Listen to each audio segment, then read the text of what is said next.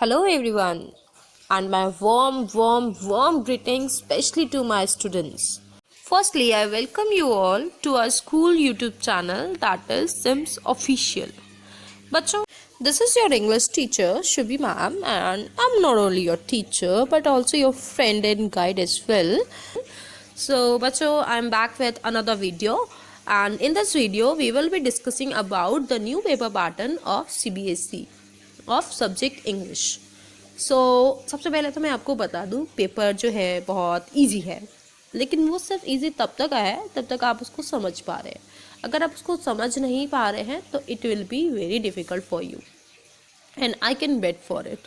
अगर आप पेपर समझ रहे हैं तो तभी आपको पेपर जो है बहुत इजी लगेगा, और अगर आपको पेपर समझ में नहीं आएगा तो आप कहेंगे व्हाट इज़ दिस, क्या था पेपर में यार. तो सबसे पहले तो मैं आपको बता दूं कि जो आपका पेपर है इसमें सीधे सीधे से CBSE ने आपको मीठी मीठी गोलियां दी हैं, and that 40 marks is for MCQs. as you know that this time paper is being divided into two sections, one is subjective and the one is objective. तो मीठी मीठी गोली है 40 नंबर की, और 40 नंबर का सब्जेक्टिव है. तो जो मीठी गोली है उसके अंदर CBSE ने बहुत सारा मसाला भरा हुआ है, वो भी मैं आपको बता दूँ. तो चलिए बिना टाइम को वेस्ट करते हुए इस वीडियो को आगे बढ़ाते हैं और इंग्लिश का सैम्पल पेपर और पेपर पैटर्न डिस्कस करते हैं. Let's start with paper pattern. तो बच्चों देखिए, अपना जो इंग्लिश का पेपर है वो दो पार्ट्स में डिवाइडेड है, part A and part B. Part A is fully objective and part B is fully subjective. Objective बोले तो अपना MCQs, और क्या. ठीक है, तो जो MCQs हैं वो पूरा पार्ट ए कॉन्स्टिट्यूट करता है, और जो सारा सब्जेक्टिव है वो सारा पार्ट बी में आता है. तो चलिए पहले पार्ट ए डिस्कस करते हैं. पार्ट ए में सबसे पहले दे रखा है reading section, and this reading section is of 20 marks. Okay, तो इसमें सबसे पहले हमारे पास दो पैसेजेस आते हैं, और जिसमें 12 क्वेश्चंस होंगे, जिसमें से हमें 10 अटेम्प्ट करने हैं. बच्चों, it is very important to understand the paper pattern before going for examination और before preparing for examination. It is very important to understand the paper pattern of each and every subject. I am highlighting here each and every subject. सारे subject का paper pattern पता होना जरूरी है. इससे दो फायदे होते हैं. एक तो हमें पता होता है कि अगले आने वाले क्वेश्चंस कौन से हैं, और दूसरा हमारा माइंड जो है वो मेंटली प्रिपेयर हो जाता है कि अब मुझे किस तरीके के क्वेश्चंस करने हैं. और मतलब और भी कई सारी बातें होती है कि जब हमें ऐसा पता होता है कि अब आगे क्या करने वाले हैं, आगे क्या करना है, तो माइंड भी मेंटली प्रिपेयर होता है, हम भी उसी सीक्वेंस में वर्क कर पाते हैं, और इनफैक्ट इफिशिएंटली वर्क कर पाते हैं और अच्छे से वर्क कर पाते हैं. ठीक है, तो देखिए यहाँ पे सबसे पहले रीडिंग सेक्शन में आपके दो अनसीन पैसेजेस आने वाले हैं. दोनों ही MCQs होंगे, और दोनों में ही 12 क्वेश्चंस होंगे. हमें 10 अटेम्प्ट करने हैं. I am marking here, you have to attempt any 10 out of 12. This you have to keep in mind. अगर आप 12 के 12 अटेम्प्ट कर रहे हैं तो लास्ट के 2 कट जाएंगे, शुरू के 10 चेक हो जाएंगे. तो ऐसा बिल्कुल मत कीजिएगा. जो आपको 10 सही लग रहे हैं, जिन पे आपको कॉन्फिडेंस हो कि हाँ भैया ये 10 तो मेरे पक्के होने वाले हैं, तो बस उन्हीं को अटेम्प्ट कीजिएगा. वरना क्या फायदा, आते हुए भी क्वेश्चंस भी गलत हो जाएंगे. पता लगेगा लास्ट 2 सही थे, बीच के गड़बड़ में धोखे में लगा दिए, तुक्का लगा दिया बीच के 2 में, और वो दोनों ही गलत हो गए. फिर पता था कि लास्ट 2 तो सही होने थे, तो हमें लास्ट 2 ही अटेम्प्ट कर देने चाहिए थे ना. तो जो आते हो सिर्फ वही 10 क्वेश्चन अटेम्प्ट कीजिए, एक्स्ट्रा में अटेम्प्ट मत कीजिए, क्योंकि एक्स्ट्रा वाले के मार्क्स कभी नहीं मिलते हैं. वो तो टीचर बिना पढ़े ही कट कर देता है, चाहे वो आपका सही हो चाहे वो आपका गलत हो. इसलिए बिना पढ़े बिना आए क्वेश्चन को कभी तुक्का ना लगाइए. हमेशा पहले वो क्वेश्चन अटेम्प्ट कीजिए जो आपको आते हैं. तो अटेम्प्ट ओनली 10. ओके, तो यहाँ पे पहला जो पैसेज आने वाला है उसमें भी MCQs होंगे, जिसमें डिस्कर्सिव पैसेज रहेगा आपका. डिस्कर्सिव मीन्स एक तरीके का डिस्क्रिप्टिव पैसेज रहेगा, उससे रिलेटेड क्वेश्चंस पूछे जाएंगे, जिसके आंसर्स आपको मोस्टली फ्रॉम द पैसेज मिल जाएंगे. ठीक है, इसके बाद दूसरा आता है आपका MCQ question based on case based factual passage. अभी मैं इसके बाद आपको पेपर पैटर्न के बाद एक सैम्पल पेपर भी दिखाऊंगी जो CBSE ने इशू किया है, तो उसके थ्रू भी मैं आपको 2-4 क्वेश्चन समझा दूंगी ताकि आपको एक अच्छी अंडरस्टैंडिंग मिल पाए. So case based factual passage क्या है बच्चों, एक केस दे दिया जाएगा, उस केस पे बेस्ड आपको पैसेज पूरा दे रखा होगा. और उस पैसेज में से क्वेश्चंस दे रखे होंगे, तो आपको पूरा अपना मेंटल पावर का यूज करके ही इन क्वेश्चंस का आंसर देना पड़ेगा। ठीक है, I am highlighting here, I am asking about mental power. दिमाग नहीं यूज करना है, नॉलेज नहीं लगानी है, अपनी जीके नहीं लगानी यहाँ पे, please don't use your GK here. For example, अगर मैं आपको कोई क्वेश्चन दूं कि these days government is spending much on option A transport system, option B education system, option C let's say other facilities or health system like this. I am giving you three examples and fourth one is all of the above. अगर आप अपना GK use करेंगे, mind use करेंगे, you will just simply tick on all of the above. But for passage you never know, तो आपको कभी नहीं पता होता है कि पैसेज में क्या चीज पूछ ली जाएगी। अपना माइंड नॉलेज मत यूज करना, सिर्फ और सिर्फ मेंटल पावर का यूज करना। मेंटल पावर मतलब पैसेज को पढ़ने में। ठीक है, दूसरी टिप मैं आपको सीबी आगे वेट कीजिएगा, जब मैं सैंपल पेपर दिखाऊंगी तभी बताऊंगी दूसरी टिप पैसेज से रिलेटेड। ठीक है, तो यहाँ पे आपका इतना जानना जरूरी है कि आपके पास 12 एमसीक्यूज क्वेश्चंस आएंगे दोनों पैसेजेस के लिए, दोनों में ही आपको 10 अटेम्प्ट करने होंगे। ठीक है, आगे बढ़ते हैं। ये तो दो क्वेश्चंस हो गए, इसके बाद आता है आपका लिटरेचर टेक्स्ट बुक, जो कि आएगा आपका 10 मार्क्स का। लिटरेचर टेक्स्ट बुक में भी आपके यहाँ पे एमसीक्यूज क्वेश्चन है, क्योंकि पार्ट ए पूरा ऑब्जेक्टिव है, इसलिए यहाँ पे सारा ही एमसीक्यू आएगा। ठीक है, तो लिटरेचर टेक्स्ट बुक में आपके दो एक्सट्रैक्ट्स आएंगे यहाँ पे आपकी चैप्टर में से और पोयम में से। पहला तो आएगा ड्रामा में से, चाहे आपका फर्स्ट फ्लाइट बुक हो, चाहे आपकी फुटप्रिंट्स विदाउट फीट बुक हो, उसमें से आपको दो एक्सट्रैक्ट दे रखे होंगे, दोनों में ही 5-5 क्वेश्चन होंगे। ध्यान से सुनिएगा, दो एक्सट्रैक्ट होंगे, दोनों में ही 5-5 क्वेश्चन होंगे और दोनों में से कोई एक के 5 क्वेश्चन अटेम्प्ट करने होंगे। ठीक है, ये मत सोचना यार कि 5 सब में से एक ही क्वेश्चन अटेम्प्ट करना है। ठीक है, दो एक्सट्रैक्ट होंगे, ओवरऑल 4 एक्सट्रैक्ट होंगे। दो तो चैप्टर प्रोज के होंगे या फिर ड्रामा या फिर जो स्टोरीज वगैरह हैं, और दो होंगे आपके पोयम में से। तो पहले दो जो होंगे वो प्रोज वाले होंगे, उनमें से कोई एक अटेम्प्ट करना है जिसके पांचों क्वेश्चंस करने हैं। और फिर सेकंड वाला जो होगा वो जो प्रोज वाला है आपका, उसमें से भी आपको एक अटेम्प्ट करना है जिसके आपको फिर से पांचों क्वेश्चंस अटेम्प्ट करने हैं। सो ओवरऑल एक्सट्रैक्ट के 5 + 5 10 क्वेश्चन अटेम्प्ट करने हैं। ठीक है, आगे चलते हैं ग्रामर पोर्शन पे। ग्रामर में आता है आपका multiple choice questions. Out of 12, 10 out of 12 you have to answer here. तो इसमें भी आपको 12 क्वेश्चंस दे रखे होंगे और आपको 10 अटेम्प्ट करने होंगे। ठीक है, इसमें भी आपको एमसीक्यूज ही आएंगे, अलग अलग तरीके से क्वेश्चंस पूछे जाएंगे। ये भी मैं आपको सैंपल पेपर के थ्रू दिखाऊंगी कि किस तरीके से क्वेश्चंस यहाँ पर आपके पूछे जाएंगे। ओके, आगे चलते हैं। हाँ, आप देख सकते हैं कि ये कुछ ग्रामर का कंटेंट दे रखा है। Tenses, modals, subject verb concord, reported speech, determiners, इनसे रिलेटेड ग्रामर के एमसीक्यू क्वेश्चंस आएंगे and you have to attempt 10 out of 12। Remember this, जहाँ पे भी चॉइसेस दे रखी हैं you have to attempt 10 out of 12 और 5 आउट ऑफ 5 और means out of 2 any one extract with 5 questions. तो उस चीज को बहुत ध्यान रखिएगा और उसको अच्छे से अटेम्प्ट कीजिएगा। ठीक है, आगे बढ़ते हैं। हमारा यहाँ तक तो हमारा हो गया आपका ऑब्जेक्टिव वाला सारा 40 मार्क्स का। 40 मार्क्स कैसा हुआ? 20 marks for unseen passage, 10 marks for this literature extracts and 10 marks of this grammar one, तो total 40 come.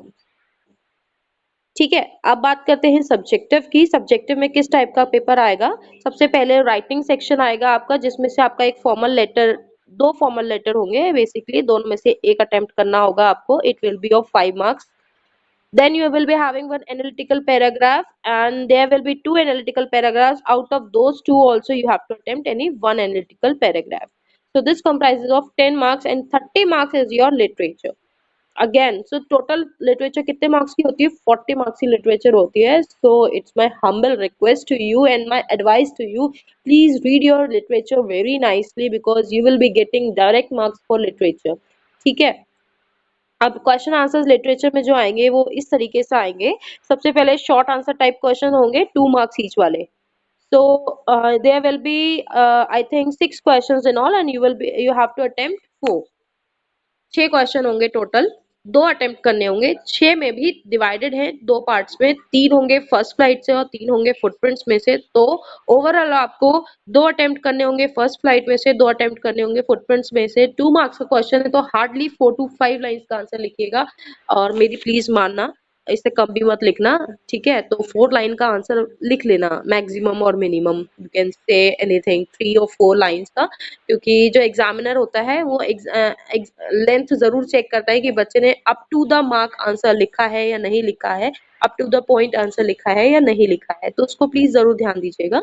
Next is you will be having one more type of short answer questions, that will be of 3 marks each, ठीक है। 4 question फिर 3 marks वाले भी आएंगे, 4 out of 6। इसमें भी वही फंडा है जो पिछले वाले में था, 6 क्वेश्चंस आएंगे, 3 from first flight, 3 from footprints, and then again you have to attempt 2 from first flight and 2 from footprints. So in this way it will be of 12 marks, 3 into 4 is 12। Next is your long answer type question from first flight only. यहाँ पे आप देखिए सिर्फ और सिर्फ first flight में से आपको दो क्वेश्चन मिलेंगे, उसमें से आपको एक अटेम्प्ट करना होगा। जो फिफ्थ पार्ट आएगा आपका, यहाँ पे ये देखिए, ये जो फिफ्थ पार्ट है यहाँ पर, ये आपका फिफ्थ पार्ट में सिर्फ और सिर्फ दो फर्स्ट फ्लाइट के लॉन्ग क्वेश्चन होंगे, उन दोनों में से एक अटेम्प्ट करना होगा, ठीक है। तो अभी इसके बाद ये मत सोचिए कि आपको फिर से फर्स्ट फ्लाइट में से लॉन्ग आएगा, नहीं। सो फुटप्रिंट्स विदाउट फीट में से भी एक लॉन्ग क्वेश्चन आएगा, सिक्स्थ पार्ट होगा वो, देखिए वहां पे फिफ्थ था, ये देखिए यहाँ पे सिक्स्थ पार्ट है, और इसमें दे रखा है 1 out of 2 long answer type questions from footprints without feet. मतलब अब फुटप्रिंट में से, वहां तो फर्स्ट फ्लाइट से दो लॉन्ग क्वेश्चन आने थे, यहाँ फुटप्रिंट से दो लॉन्ग क्वेश्चन आएंगे, दोनों में से आपको एक अटेम्प्ट करना होगा। तो पेपर पैटर्न पढ़ के तो काफी हद तक पेपर बहुत इजी लग रहा है, ये सब कुछ पढ़ा पढ़ाया ही आने वाला है। और हाँ, एग्जैक्टली इंग्लिश का पेपर काफी हद तक आसान भी होगा, लेकिन जैसा कि मैंने आपको शुरू में बोला कि पेपर आसान तभी होगा जब आप क्वेश्चंस को अच्छे से समझ पाएंगे, जब आपको पेपर पैटर्न अच्छे से पता होगा। तो क्वेश्चंस को बहुत ध्यान से पढ़िए, उसके बाद ही पेपर को सॉल्व कीजिए, उसके आंसर्स लिखिए। फालतू का कुछ नहीं लिखना है, फालतू की स्टोरीज कुछ नहीं लिखनी है, आंसर टू द पॉइंट लिखिए, लेकिन at the same time also just have a look on the length of your answers. 2 marks का आंसर है, प्लीज 3 और 4 लाइन्स मैक्सिमम। 3 मार्क्स का आंसर है 5 और 6 लाइन्स मैक्सिमम। 5 मार्क्स का आंसर है about you can say 10 to 11 lines, और you can say about near about half a page, ठीक है। उससे ज्यादा लिखने की जरूरत नहीं है, बहुत ज्यादा लिखना नहीं है। कोई भी 5 मार्क्स का क्वेश्चन है, आंसर है, तो उसको आप बहुत से बहुत आधे पेज तक लिखिए, उसके अलावा उसमें ज्यादा कुछ लिखने की जरूरत नहीं है, अपना टाइम वेस्ट करने की जरूरत नहीं है। पेपर को उतना लिखिए जितना कि आप उसमें मार्क्स जाना चाहते हैं, ठीक है। चलिए अब थोड़ा सा सैंपल पेपर पे नजर डाल लेते हैं। तो देखिए ये है हमारा सीबीएसई का sample paper of subject English language and literature for class 10th। यहाँ पे सबसे पहले हम जनरल इंस्ट्रक्शंस पढ़ते हैं। यहाँ देख सकते हैं आप, मैक्सिमम मार्क्स जो है 80 मार्क्स का पेपर है, 3 मार्क्स 3 आवर्स टाइम है। General instructions, paper is divided into two parts, A and B. All questions are compulsory. Separate instructions are given with each section and question wherever necessary. Read these instructions very carefully and follow them. So ये सारा कुछ मैं आपको already पिछले paper pattern पढ़ाते time बता चुकी हूँ। इसमें एक जो इम्पोर्टेंट चीज ये है, do not exceed the prescribe word limit while answering the question. जो मैंने आपको बताया कि अगर 5 मार्क्स का आंसर है तो आधा पेज लिखिए, उससे ज्यादा मत लिखिए, कोई नहीं पढ़ता इतना, ठीक है। एग्जामिनर भी पढ़ पढ़ के बोर हो जाता है, उसे इतनी सारी कॉपीज चेक करनी होती है, तो उतना लिखिए जितना कि आपको लगता है कि हाँ इतने में मार्क्स मिल जाने चाहिए, ठीक है। फालतू का ना तो बढ़ाना है और ना ही कम लिखना है, दोनों ही बातें रखनी है, ठीक है। तो देखिए यहाँ पे आप देख सकते हैं, यहाँ पर आपके पास बहुत सारे पैराग्राफ्स दिख रहे हैं। ये अनसीन पैसेज है, जैसे कि मैंने आपको पिछली वीडियो में सॉरी पेपर पैटर्न बताते टाइम बताया था कि एक पैसेज आएगा आपका ये इस टाइप का, ये डिस्क्रिप्टिव पैसेज कहलाता है, डिस्कर्सिव पैसेज कहलाता है, और इससे रिलेटेड यहाँ देखिए आप बहुत सारे क्वेश्चन दे रखे हैं। अब जैसे कि मैंने बताया था आपको कि जो सीबीएसई है उसने मीठी मीठी गोली में मसाला भर रखा है, वही मसाला आप यहाँ देख सकते हैं। जैसे कि आप यहाँ देख पा रहे होंगे कि क्वेश्चंस जो है वो काफी अलग फॉर्म में दे रखे हैं, एमसीक्यूज भी काफी अलग फॉर्म में दे रखे हैं। देखिए यहाँ पर दे रखा है, choose the best option that best captures the central idea of the passage from the given quotes. Quotations दे दिए हैं, यहाँ पे थॉट्स दे दिए हैं, कोट्स दे दिए हैं। अब उनसे बताइए कि कौन सा ये कोट जो है वो पैसेज के सेंट्रल आइडिया को बता रहा है। Option 1, option 2, option 3, option 4। इस तरीके से सीबीएसई ने इस बार जो है वो मसाला भरा है एमसीक्यूज में। मतलब यहाँ पे जैसा मैंने आपको कहा कि अगर आपको क्वेश्चन समझ में आता है पेपर बहुत आसान है, क्वेश्चन समझ में नहीं आता है पेपर आसान नहीं है। आप इस चीज को अगर आप नहीं समझ पाए तो आपको समझ में नहीं आएगा कि इसमें करना क्या है। आप यही कहेंगे at the end of the paper, paper क्या था यार। But don't worry, I am here, I am going to help you everywhere.